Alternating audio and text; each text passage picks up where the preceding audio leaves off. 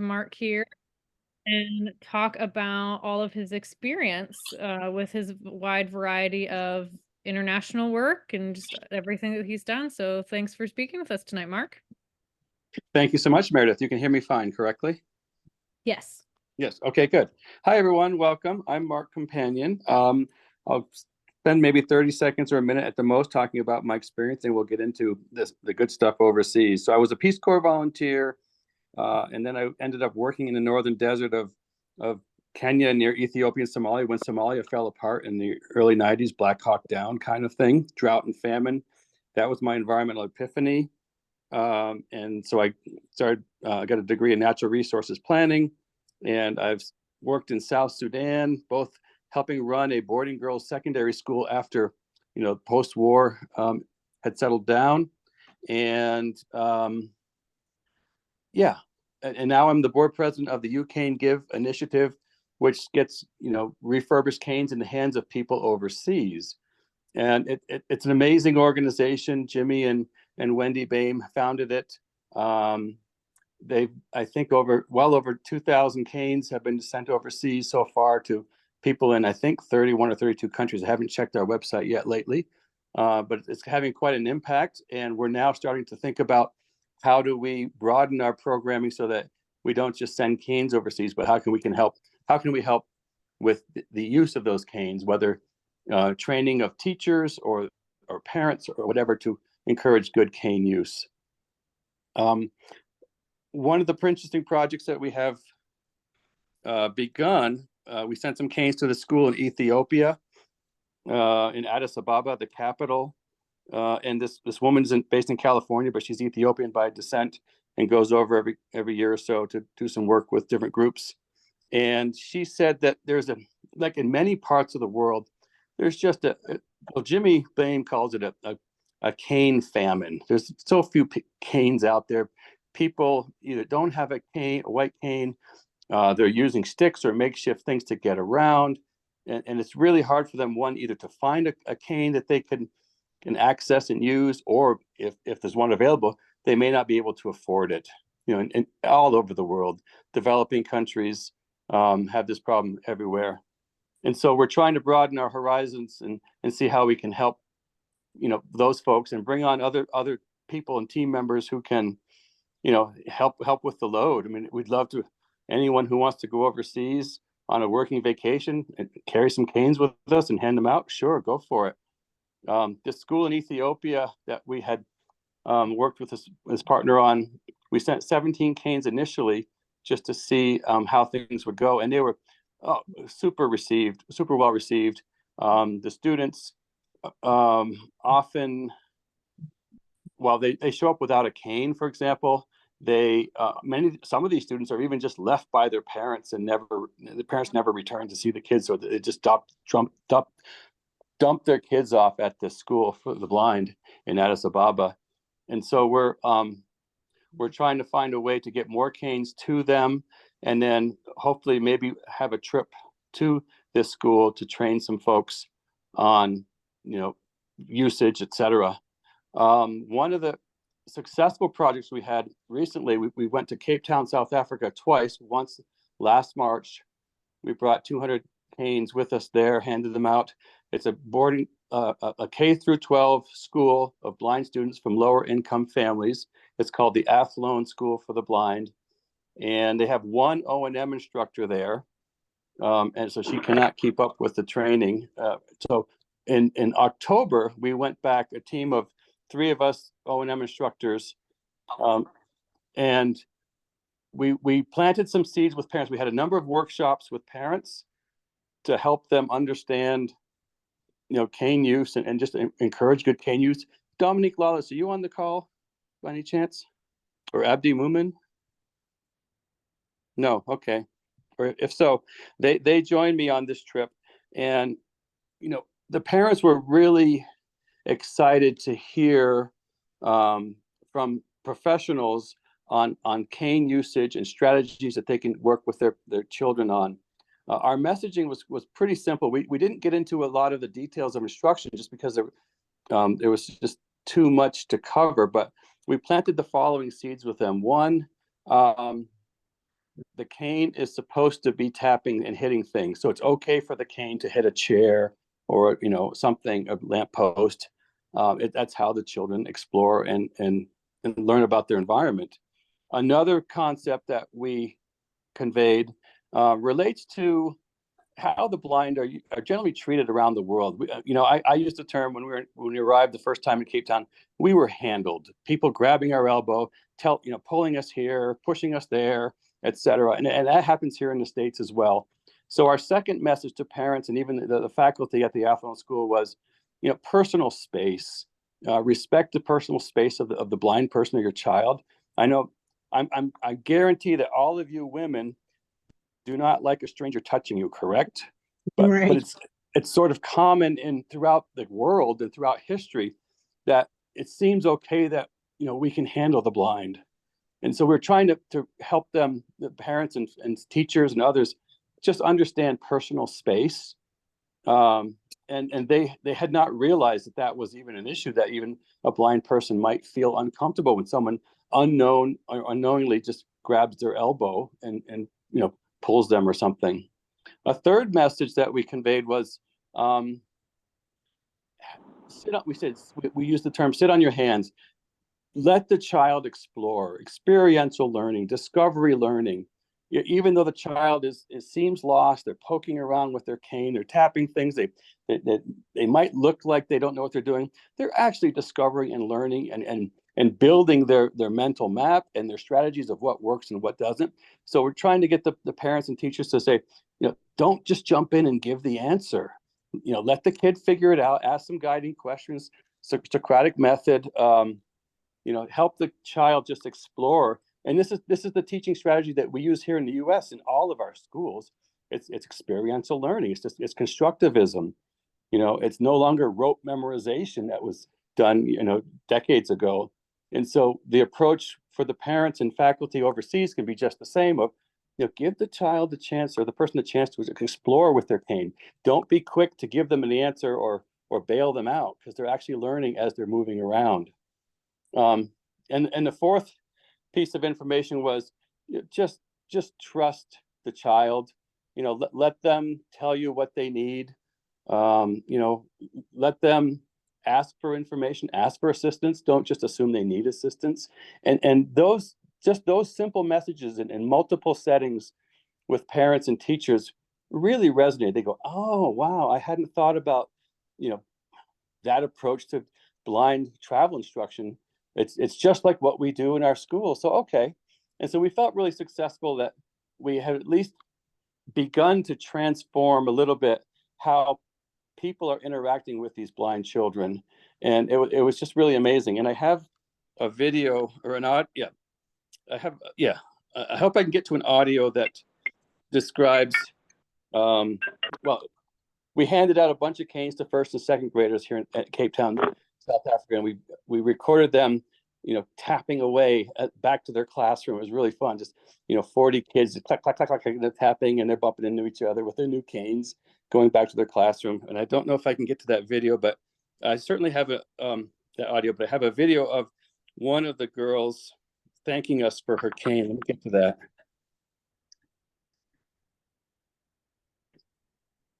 Looking for the share button. Here it is. Let's see if OneDrive. Microsoft OneDrive.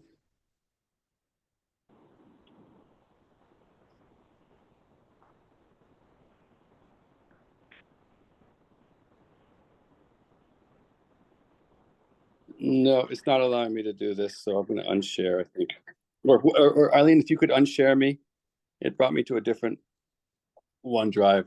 But it was a lovely audio, just hearing these children, tapping with their new canes back to their classroom. Really fun. And the girl thanking us, and her South African accent. She was a first grader. It was great. So let me describe just a little bit about the You Cane Give initiative and how we actually get canes overseas. So we collect canes from various people around the country, and I imagine some of you have already shipped canes off to Tennessee to Jimmy and Wendy. That you collect unused canes. Any kind of cane is welcome, whether it's broken or whatever. We cannibalize. We'll take a piece from one cane and use it in another cane. We get donations from Ambutech, for example, and we also buy some materials from Ambutech. They'll send us, elastic cord, different types of tips, rollers, whatever. Straight canes we can cut and maybe shorten them up and put a tip on them. So any kind of cane is welcome. And so people around the country will just send their canes to Tennessee, and then Jimmy and his wife, I mean, they have canes scattered all around their house, in their living room, against the walls, in their guest bedroom, in various stages of glue drying or whatever.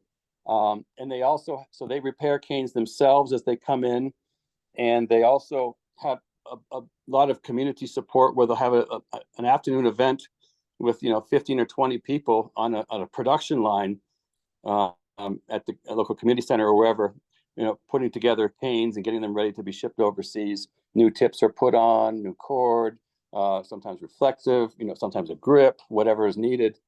And so we're collecting canes from around the country, and then Jimmy and his team in Tennessee are fabricating and repairing and refurbishing, and then they get sent overseas. And oftentimes we have people carry them. We know some people who are traveling and say, "Sure, I can take one of your suitcases with 40 canes in and bring it to the country," and that's a very efficient way to do it. Occasionally they have mailed canes, but that hasn't been successful too often, because they get taken at customs or wherever. But we get the canes overseas, and then they're distributed by local partners. In this case, one case, the Athlone School for the Blind in Cape Town, they just receive the canes and they give them out to the kids. The canes belong to the child or the person, the recipient, not to the organization giving them out, not to the school that's receiving. So it's a gift for the person to use and take home with them all the time and use all the time. One of the challenges as we're ramping up our programming and receiving more canes and getting them in the hands of more people overseas is just the bottleneck of the refurbishing. And I have this dream of, it would be great to have 2 or 3 places around the country that are not only collecting canes, but they have the ability to refurbish them, so that Jimmy and Wendy and our team receive already refurbished canes and they're ready to go overseas. Now, I don't know how to operationalize that, but I'd like to have a conversation with you on that part of it. We'll get back to it in a second. Another interesting part is we're trying to build the capacity of local organizations. So connecting, these recipients in the country with other nonprofit organizations, so they can work together to promote, proper cane use, et cetera. And we've done some training with some other nonprofit people overseas and some of their technical personnel and O&M instructors. So any questions? I'll leave it at that for now, because I don't want to talk too much. I've already just kind of planted some seeds. Any questions, any thoughts? One more piece. We're also hoping that, we can find a way to have local manufacture of canes. There's some nonprofits in Johannesburg, South Africa, for example, that have explored manufacturing canes in South Africa. And they've identified, some aluminum tubing as the best and most cost-effective material. So they're in kind of figuring out the design of that. A place in India had expressed some kind of interest, but we don't have much of it's just the early days of conversation with them. But if we had a couple places around the world where we could actually purchase canes from them, that would make it easier for us to get more canes in people's hands and not just have to rely on refurbished canes from the US. So questions, thoughts, suggestions, great ideas. Mark, this is Meredith. I'm just curious how you got into this program in South Africa, like what led you there. It's super interesting. The UCANE Give initiative, our website, it's UCANE Give, UCANE give.org. We have a button that says request cane, a cane or canes, and they will fill out a form. What is your organization? How many canes? Who are the recipients? We require that they agree to send us some information on the recipients, some testimonials, maybe some video, etc. And so we receive that form, and then we will send out some canes to them. And the Athlone School for the Blind just requested canes from us. So we sent some to them. And usually we send out just a few, no more than 20 or so, just to check, is this a bona fide organization, or will these people be selling the canes on the other end, et cetera? And that's what happened in Ethiopia. We sent them with like 17 canes, but now we're ready to give them a big chunk once we get a supply of canes. And so we found out about Athlone because they just requested canes. And then we just nurtured the partnership from there. And I came on as board president shortly after they had sent their first tranche of canes to the Athlone School in Cape Town. And I was planting the seeds with Jimmy and the board members of, well, what do we do beyond just giving them canes? How can we continue with that training, the suite of services? And so, yeah, Athlone just asked, and that's how we connected, and we followed up, and they said, sure, come on over. Very cool. And then how did you get involved in the first place? Like, how did you start with all of this? A friend of mine is on the board, and I found out about the organization through her. And so I just started to, participate, and then there were board elections, and like a lot of volunteer organizations, you want to be president? Sure, go for it. We'll get use you. So, and I knew I had some programming and sort of program design experience that I could help them think strategically about, the next steps of the next evolution of the organization. Very cool. So I've been the board president for almost 2 years now. Excellent. Yeah. Other questions or thoughts? So, Mark, this is Jenny Pelletier. I'm from Minnesota, and we've had several exchange students in the past who are blind. And, well, one of them in particularly, we've had quite a connection with and have done a project with her school for the blind in Eastern Europe in Georgia, the Republic of Georgia. And one challenge, like you said, was getting materials there. I mean, because the shipping was not going to happen. And so we packed a few. But the other piece, which you talked about a little bit, was training. And I'm wondering if you can talk a little bit about that, because that's really obviously a big part of this. And the funding for that, because I have done some grant writing and tried to reach out for that sort of support, and have found that that's a bit of a challenge. But you can maybe talk a little bit more about the training and the funding for that. Yeah, well, right now the UCANE Give initiative, we're funding these trips ourselves. So fundraising to send a team over to South Africa. We're trying to organize a trip to Colombia actually as well. And so we have the ability to cover most of the cost, and the travelers or participants will cover, half or, 3/4 of their airfare at the most or something. We cover everything else, the hotel, the meals, the rest of the airfare, local transport, stuff like that. We're tweaking that model just to see what works best. So right now it's been self-funded by our organization, and Jimmy and Wendy do a lot of fundraising themselves for that. Yeah, grant money is a challenge. The training itself, right now, we're developing this program and trying to figure out how best to operationalize it in different settings, in different countries, different cultures, different situations. So we've realized that we can only do a limited amount of training with each cane recipient. We're only there for a week and a half perhaps, and as O&M travel and training takes a repeated contact and exposure over a fairly long period of time for these skills to be built. That's why we thought the Cape Town approach of planting seeds with parents and teachers on at least good cane protocols will then at least enable the student to be tapping left and right, and whatever else they need. We're not quite sure yet how best to do some longer term training with O&M instructors in, say, Georgia, We don't know what their capacity might be, what their training will be.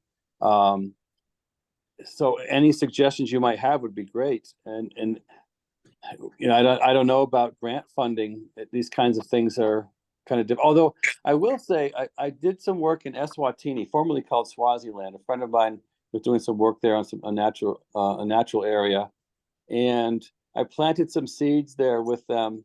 And the American Embassy was very interested in having a Western, a U.S. based O&M instructor or expert, plant some seeds with the local communities, the local instructors, the local schools, and I'm hoping to pursue that opportunity some more. But embassies might be, as part of their cultural exchange, discretionary funds. It's a smaller grant. It would be like, say, $10,000, but it could be enough for us to plant some seeds, and then perhaps follow up with other grants through the embassy.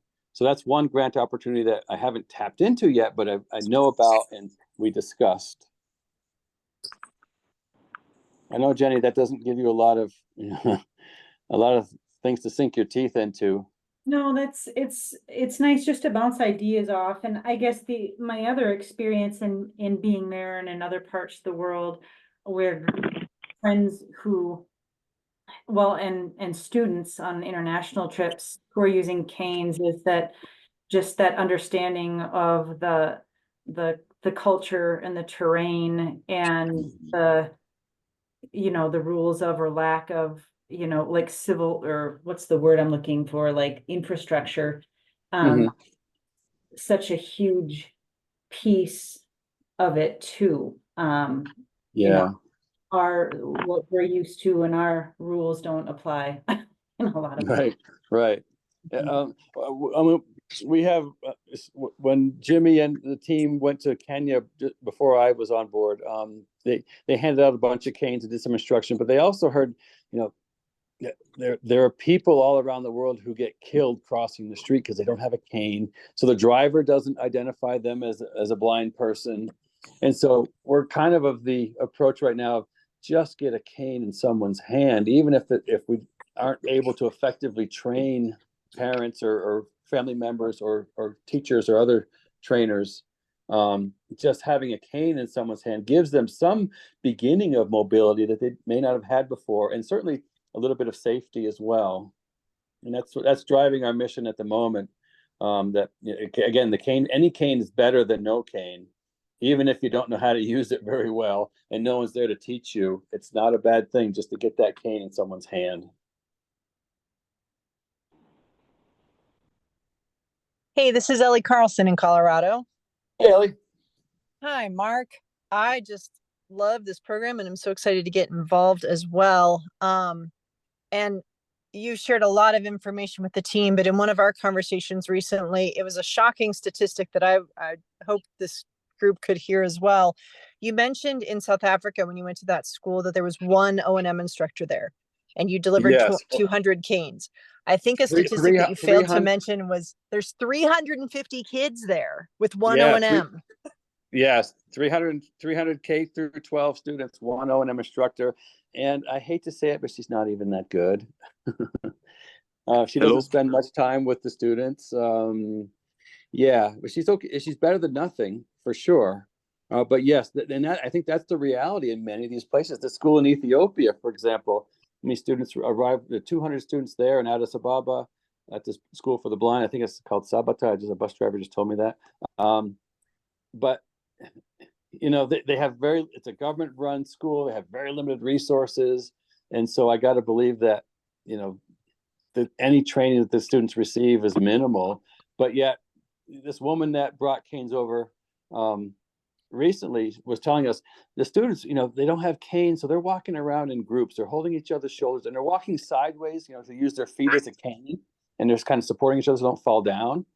So they're making do, but once those who did receive those initial canes, they were just blown away with this new tool in their hand, and they were just so appreciative that it was enabled them to, explore more often. But the other sad part of it is that without the proper training, these kids can't leave the compound and travel. They could never walk down the sidewalk outside the school, or it's certainly not cross intersections. So there's limited independence, but yet,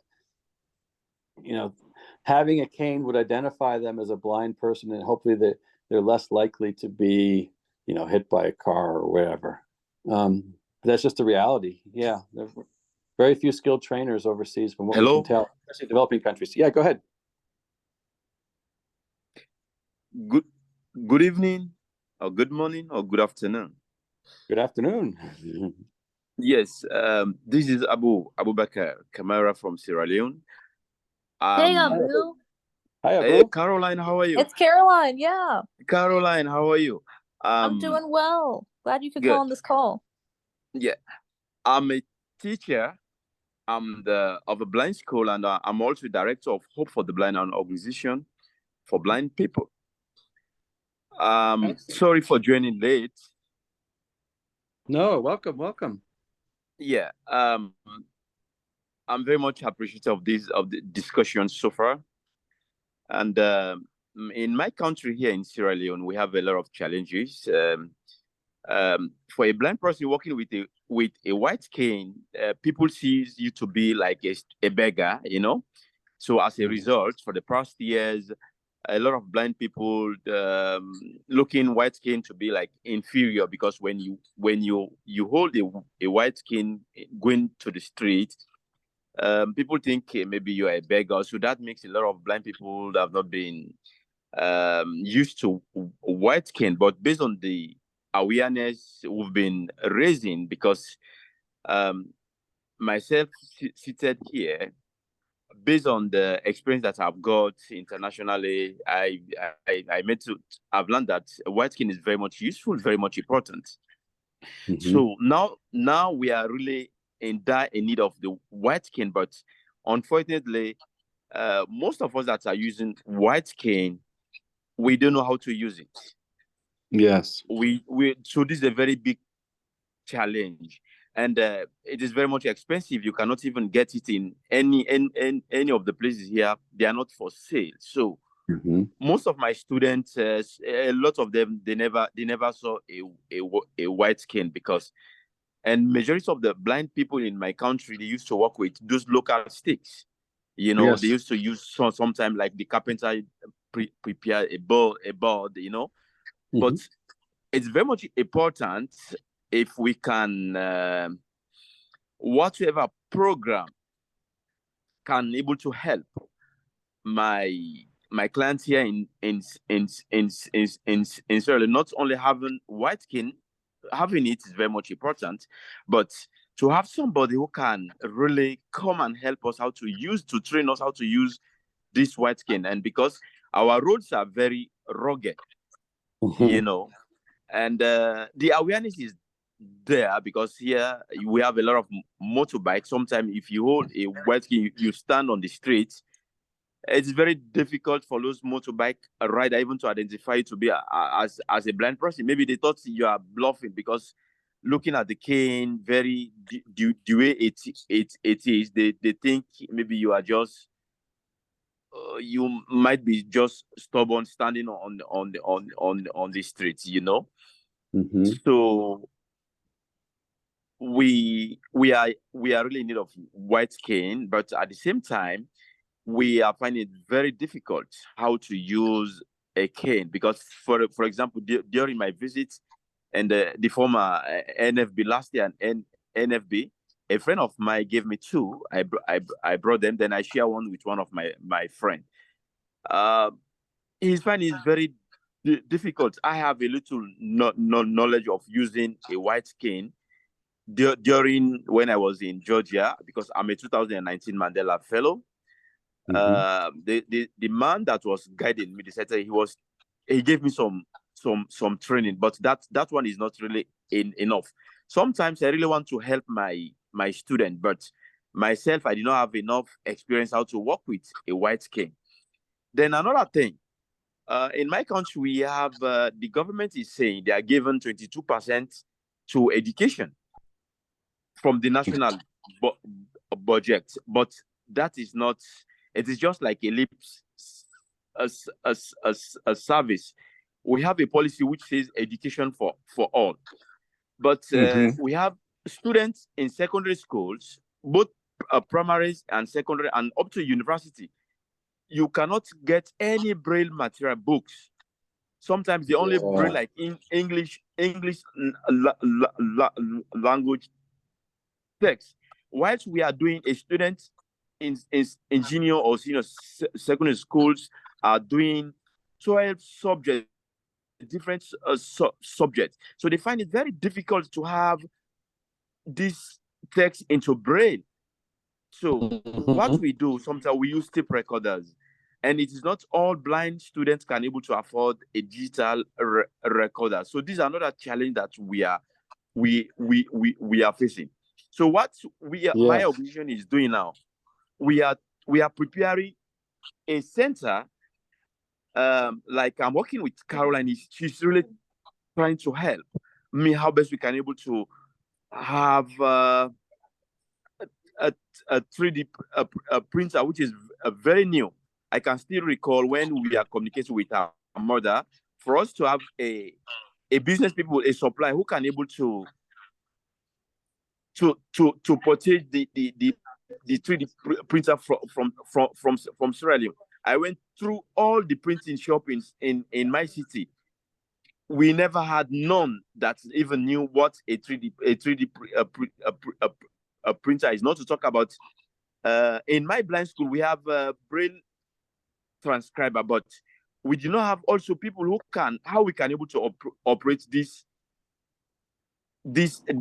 machine to transcribe sighted print into Braille. So we have a couple of these challenges. As I'm talking to you, presently I have a proposal call from the U.S. Embassy because I'm a Mandela fellow, which is about $20,000 for cultural exchange. Yes. So it is now I need to understand that I can able to write with somebody who is from US to come to my country and maybe provide some amount of training either on white cane or so. But we have a couple of challenges for blind education in my country. It's a very big challenge. Couple of teaching and learning materials, even students or teachers to be knowledgeable how to deal with blind students is a very big challenge. Yes, yeah. Well, Abu, it sounds like you were doing all of the right things. I mean, many countries around the world are facing the same challenges as you.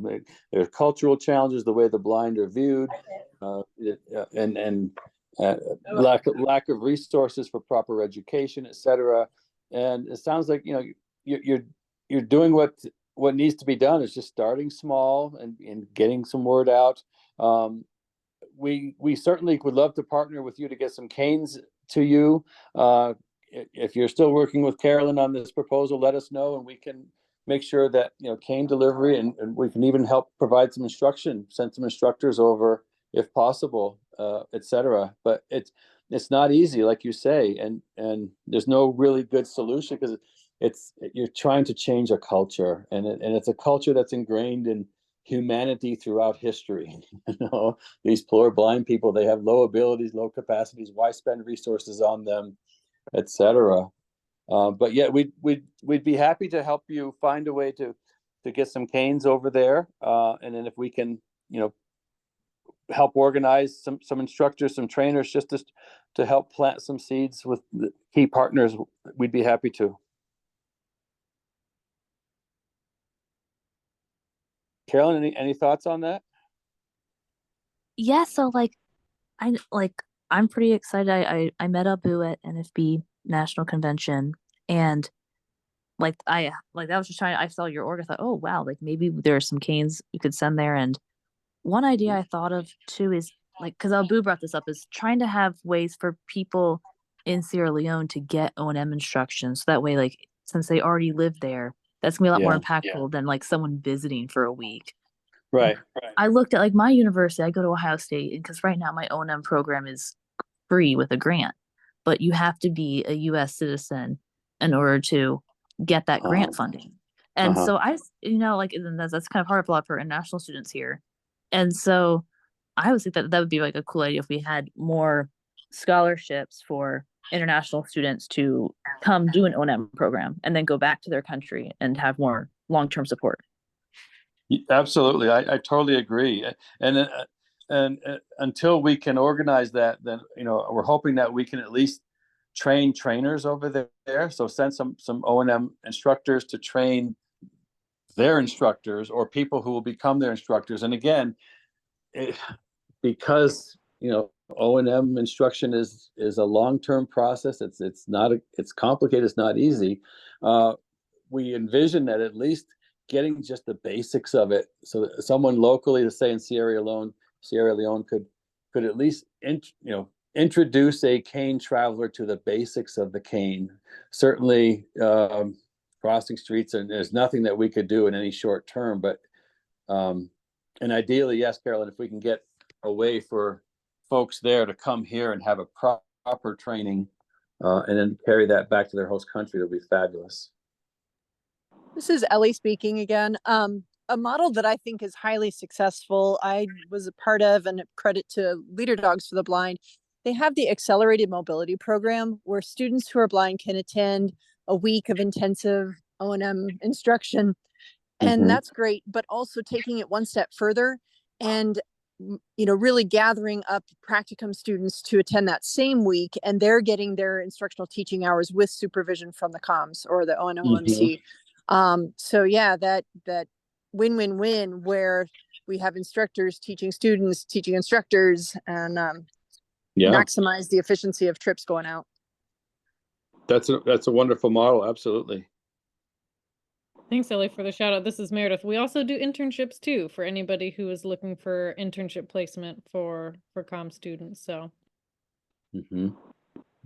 Well, and I think engaging in these overseas O&M challenges will make new students, much better teachers when they're finally certified, or even existing, all of us who are existing certified instructors. I mean, it will just refine our teaching abilities and our holistic approach to challenges that we may not confront in our day-to-day work here. Yeah. What I want to know, are these programs open for international students? Because just like what Caroline said, for the US, they have a lot of programs, but most of their programs, if you're not a US citizen, is a very big challenge. So kindly asking for any one of you might have a program that is open for international students to travel, then I think most of my students will be able to make good use of these opportunities. Nick has his hands up, Mark. He might have some information on that. Okay, who's that? Nick? Who's at Cal State? This is Nick with Cal State LA. So I want to highlight some success that the California Association of Orientation Mobility Specialists had with providing services abroad, so to speak, both Canes, O&M instruction, and Perkins Braillers in Baja California, over here on the West Coast in Mexico. And it's really threefold in nature. The first thing that needs to be addressed is essentially an accelerated curriculum, very much highlighted like Leader Dogs for the blind. There is a means and a process for encapsulating or incorporating the key components of cursory O&M instruction, whether it's a 3-day, a 5-day, or a 7-day time frame, and having that packaged and ready to go. There also has to be some thought given to utilizing distance consultation models of instruction, front-loading any concept development and precursors to hands-on direct face-to-face training, in a flipped classroom style. All that information in theory can be disseminated and shared and made available along with the actual hardware to the population, regardless of where they're located, long before the physical instruction begins. If there's a means, like there was for Baja California, we were actually able to provide, with the support of, call it a paraprofessional, call it a layperson, with someone on site, some distance instruction through Zoom or FaceTime or other means where we could still address what used to be considered face-to-face, direct, hands-on concepts. We were able to do so in a way where safety and a level of supervision was provided on site while actual instruction was still occurring from a credentialed or a certified O&M who wasn't even physically there. So I know it worked well for Baja California, Mexico to LA because it wasn't that far of a stretch. I'm not sure if the infrastructure is there to get all the way to, certain other continents and other parts of the world, but there's that possibility as well. And then that last but not least for us, it always has and always does come down to funding resources. When one or two, potentially three individuals do go on site to the location, I always propose it's not going to come from the university people personnel preparation programs. We're all competing for the same federal funding that is to create in-person, in-house, in-state, sometimes in-country personnel that have to meet all types of eligibility requirements and requisites that are out of the university's control.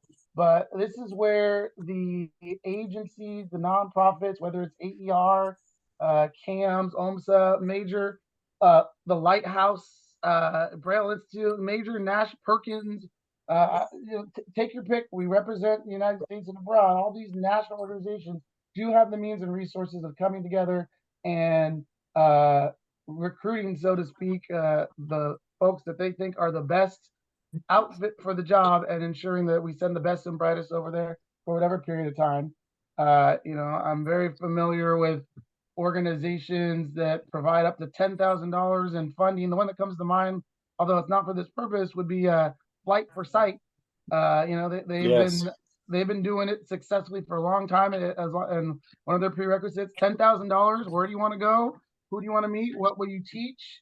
I think that's the approach that has been successful over here in California to Mexico, and I think it can be replicated no matter where you are intending to go.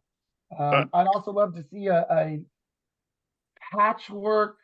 For example, this is just my personal. My garage currently is filled with Perkins Braillers to be refurbished and canes to be refurbished. And if there was a means or some semblance of a national chain of how we can use Fremantle for the Blind or something to get it to where it needs to be, to get it repaired and completed, and then get to where it needs to go. That's another effort that I'd love to be a part of. Thank you for your time.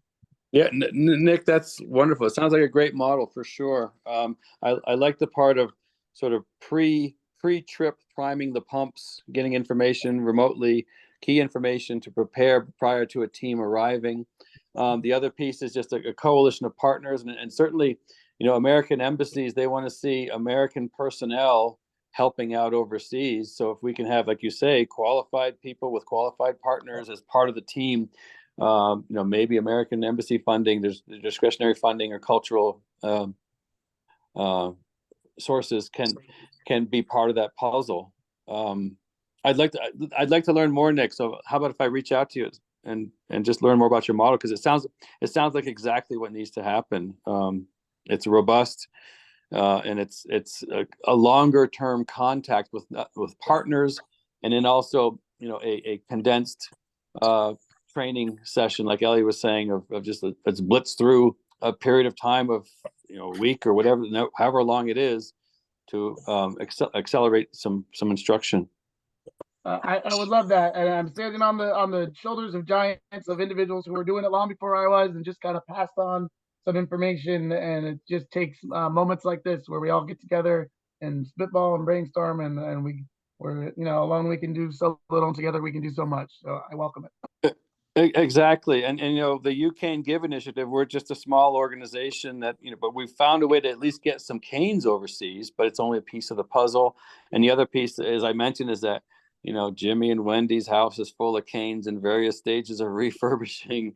And I'd like to, ease the burden on them. They're receiving boxes of canes every month or so, and they're sorting through them and this and that, and then getting them repaired one way or another.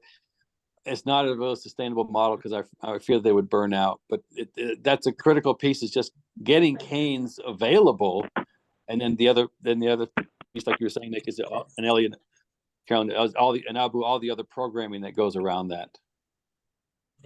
Hello, this is Stephanie Zabitz. I'm with Guide Dogs for the Blind and San Francisco State University, and I just wanted to just make comments on several of the subjects everybody's brought up here. Sure. I know specifically we had an instructor that was part of San Francisco State. She was originally from Russia and moved back to Siberia, I guess technically, to bring like an O&M program there, which was really fantastic, and kind of incorporated that into a new country. I'm not really sure the state of that, but that's, you know, one way to think about bringing that. The other thing is, I mean, the United States is great, but there's also several other countries, and I'm thinking of Europe specifically, that might have these organizations that can find ways to provide the orientation and mobility, whether it's sending someone down for as an O&M. And two, with Guide Dogs for the Blind, we do have an accelerated O&M immersion program. And since you were asking about international, I don't have the exact wording, but we recently are allowing, there's an international student from Egypt, and she's going to be applying to our program. Of course, she's here on a study abroad, and because she's going to be here for a certain amount of time, we can provide her with the opportunity to attend this week-long program. And interestingly enough, just thinking, because Abu, I really appreciate that you brought up the cultural side, because I certainly had a lot of questions. I'm sure with each country in Africa, it can vary so much, but then there's probably a lot of similarities. You know, this person was specifically speaking to, you know, maybe being a woman and not even being able to get out, but her mother was so motivated to try to teach her as much as she could that she herself, the mother, went to Royal Dutch Visio to get as much training as she could get, and came back and brought that to her. Now, still culturally, I think it was really challenging for her to like practically put some things into place, and she had mainly was able to travel indoors, but not so much outdoors. So yeah, those are different things, but certainly we have also allowed someone who lived in Mexico. She was English speaking, because we don't really have a well-established Spanish speaking program yet. But she came through our program as well. Yeah, thank you, Stephanie. I mean, spot on. I mean, as Abu said, I mean, the cultural thing is really one of the biggest hurdles. I mean, what is possible for someone in those host countries? Yeah, they might get some training or whatever, but can they really overcome the cultural obstacles and the stigmas? And the other piece with training, you know, sort of say US based trainers heading overseas, is the translation. It doubles at least the time of an instruction. There is the ability to put resources in local languages, Google Language, et cetera, and maybe developing those kinds of resources as part of, as Nick said, the pre-trip priming of the pumps, sending information and a remote instruction on some of the basics, with some, you know, local language, everything in local language. But then, yeah, if there are only English speakers in some other country, it just doubles the time of instruction with translators. Yeah, for us here, I think English is our official language, and as the U.S. Embassy has a lot of programs, especially culturally. They may like most programs they're interested in to have a U.S. citizen to travel back home. A few months ago, I had a lady from Georgia, UGA, Herring. She happened to be the director of the resource center there for differently able. We want a reciprocal exchange. So she came to my city here. We had a workshop at the university, Jala University. So it was very successful. She came to just had to raise awareness on accessibility and inclusion. So we had two programs in two of the university from one city to the other. So if I have anybody that has different skills, expertise that might be interested to come to my country, I think I will keep in touch with the U.S. Embassy official to see whatever opportunity might be there, maybe to facilitate their coming. You know, because as you said before, the U.S. Embassy, they do have a lot of programs, but now they are mainly interested this cultural exchange, somebody from the US to come and share their own experience, you know. And one of the challenges also we are facing, we are still using typewriters. The blind students here, you know, we find it very difficult for visually impaired students for them to be able to use computers. And these typewriters are creating a lot of disadvantage. I can type very well with typewriter with a typing machine, but unfortunately, I will not be able to edit. You see, and most of these typewriters have become, they are of faulty. They are not working. You see, so you waste your time, type 2-3 pages at the end. When the time is up, all what the examiners are doing just for them to collect the papers, even it is rubbish that has been printed on paper, it is not their business. So now we have a center. We've got a center, despite the school that I have, a rehab center that will help visually impaired people to train how to use computers. You know, so we are the badge of renovating the center as I'm speaking to you. So if there's anybody with skills with computer skills to train visually impaired students, I think I may also want to welcome that individual for us to look out for opportunities that will enable that individual to come to my country and help my students. Sure. Yeah, that would be great. Eileen and Meredith, a logistical thing. How can I best connect with folks who have been speaking today? I mean, like, you know, I don't know their phone numbers, or, you know, and I just, in passing, I don't remember your organizations. Well,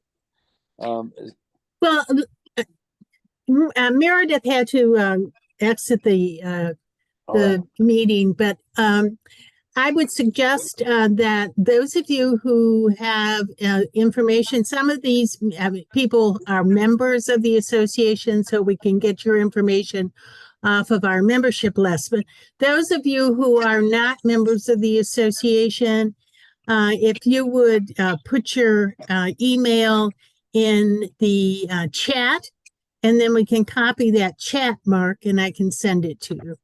Great, because I'd like to reach out to many of you who have spoken, and I just want to make sure that I can do that efficiently. Okay, Caroline will. Sorry, go ahead. And Mark, Nick just posted his email address. And Mark, why don't you post your email address for those of you who have additional questions or want to connect with Mark? You can do that. So let me see if I can figure out how to post here. Can I just say it to people? Yeah, why don't you just say it, and then I'll give you a moment to prepare if you want to write it down. Again, it's Mark Companion, and the email is MARCC 2, the numeral 2, V for Victor, T for Tango, @gmail. So it's M Mike, A Alpha, R Romeo, C Charlie, 2, the numeral 2, V Victor, T Tango @gmail.com. So if you all would just send Mark an email saying you were on the conference, then he'll have your address or your email. Because I'd love to continue this conversation and see how we can collaborate and find ways to, you know, get some more pilots going, pilot programs, you know, everything. And also, I think there's other connections, Mark. I know that Western Michigan had a program going on, also in Africa, and that Jay Ripple, who lives in Phoenix, he's a O&M specialist. and he spent a couple months in Egypt. We saw a lot of information about his program, and he's another contact that you might want to make. I can send you his email address too. That would be great. Thank you, Eileen. I appreciate Yeah, that. so there's other connections, other things happening so that we can have a coordinated field. Jen, do you have your hand up? You have something? Yeah, I was just going to add, just now you said something about a coordinated, effort. Is there a role that the World Blind Union or another organization that I might not know of that can help coordinate activity in different parts of the world? Because I feel like there's so many of us who are doing these different things in different parts of the country, and it would be really nice to have someone local in these different parts of the world that could be a contact, so we know what someone else might be doing in that area, and we can it seems like it would be a little more efficient. Yeah. Absolutely, Jen. I mean, we regularly talk with Mark Workman, who's the CEO of the World Blind Union. When we're preparing, like for this trip that we want to do in Colombia, we reached out to Mark and say, who are your affiliates and partner organizations in these different cities in Colombia that we can then reach out to and let them know that, here's what we're trying to do. How can we work with you guys? And how can we support your work? So yes, the World Blind Union, it can be a resource. Although in a conversation we had with Mark about a year ago, he said a lot of the World Blind Union's work is legislative, it's sort of higher level stuff. But he said he'd love to get back to the capacity building of the local partners. But I don't know how able they are to do it at the moment. But yes, the World Blind Union is a resource, and again, we don't have to reinvent the wheel. From what we've all been hearing from each other tonight, there's programs out there, initiatives that have been successful, things to try. But yes, the World Blind Union can help us identify local organizations, partner organizations in country that we can reach out to and begin to, pave the way for these programs. And the World Blind Union has been really supportive and active with the International Mobility Conference, which is really the conference of a conference that is held several times or every couple years. Yep. And the next one's in India, and I know India has some issues also. And I think there's a huge need for all the member organizations and partners to learn from each other and build their capacities and share ideas on how do we actually help someone like Abu in Sierra Leone with the challenges that he faces, which are just like what probably every other country around the world faces as well. Yes, exactly. Any other thoughts or questions? I think we're getting close to the end, right, Eileen? Yeah, sounds good. Yeah, anybody might want to get my contact information, just reach Caroline. I think she has my email and my phone number. Great, Okay. thank you. Yeah. And thank you all for coming on and participating. Let's keep this conversation going to see if we can really all work together. And I'm interested in even learning more about the program Nick was talking about that might look like a good model of moving a nonprofit into working with another country in providing some type of service and support. Absolutely. Yes. With that, thank you all very much. It's a pleasure sharing ideas with you, and I hope that we can, collaborate and meet you in person. And thank you to you, Mark, for taking the time for doing this and sharing with us your interest. My pleasure. Thank you so much. Thank you very much, Mark. Hope to see you soon in Sierra Leone. That'd be great. Thank you, everyone. Have a wonderful evening. Bye. Bye.